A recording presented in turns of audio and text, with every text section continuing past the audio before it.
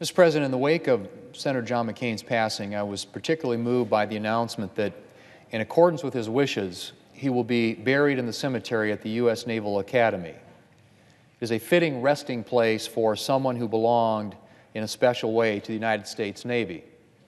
And it is characteristic of him that in death he wished to rest with his comrades in arms. Mr. President, it was during his service in the Navy that Lieutenant Commander John McCain's plane was shot down over North Vietnam. He ejected, breaking several bones in the process, and was taken into captivity.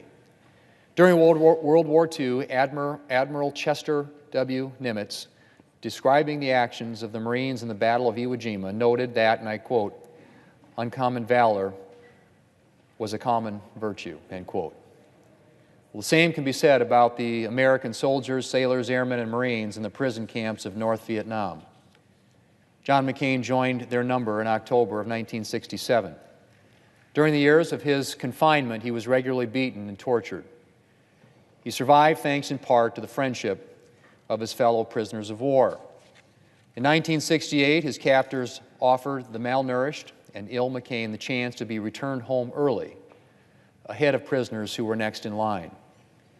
John McCain said no. He spent another almost 5 years in captivity before being released on March 14, 1973. It scarcely needs to be said, Mr. President, that he remained a thorn in his captor's side the entire time. Mr. President, living in perhaps the most privileged country in the world, it's hard for most of us to imagine going without the internet for a few months, let alone something more fundamental like electricity or indoor plumbing. The courage and character and shared determination required to undergo regular torture, malnourishment, and deplorable living conditions is almost impossible to fathom. And yet hundreds of U.S. soldiers, sailors, airmen, and Marines, John McCain among them, endured these torments and persevered. And amazingly, it was in the prison camps of North Vietnam that John McCain discovered the fierce love of country that would animate the rest of his life. Years later, he noted, and I quote, "I fell in love with my country when I was a prisoner in someone else's. I loved it for its decency, for its faith in the wisdom, justice, and goodness of its people.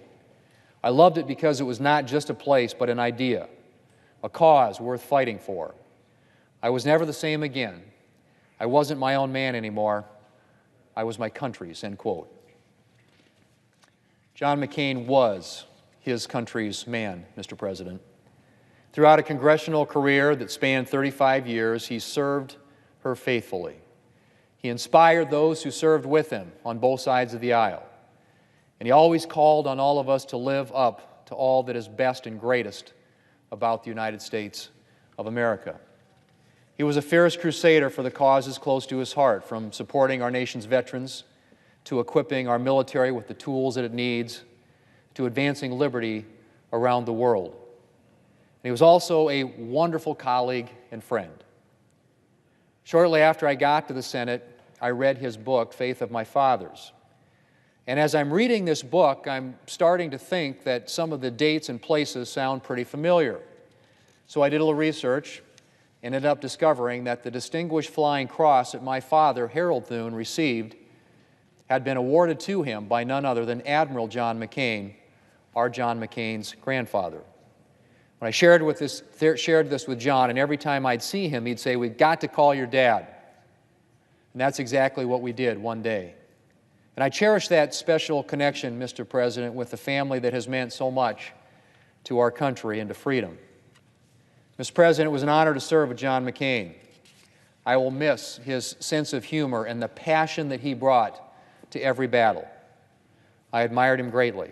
He reminded me and all of us every day that life is not about advancing ourselves, but about serving a greater cause. And that, paradoxically, it is in service that we find freedom.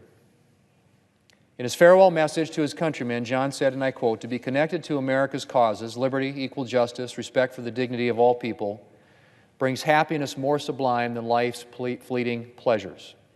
Our identities and sense of worth are not circumscribed but enlarged by serving good causes that are bigger than ourselves," end quote. Mr. President, already the new class of midshipmen has overrun the grounds of the U.S. Naval Academy.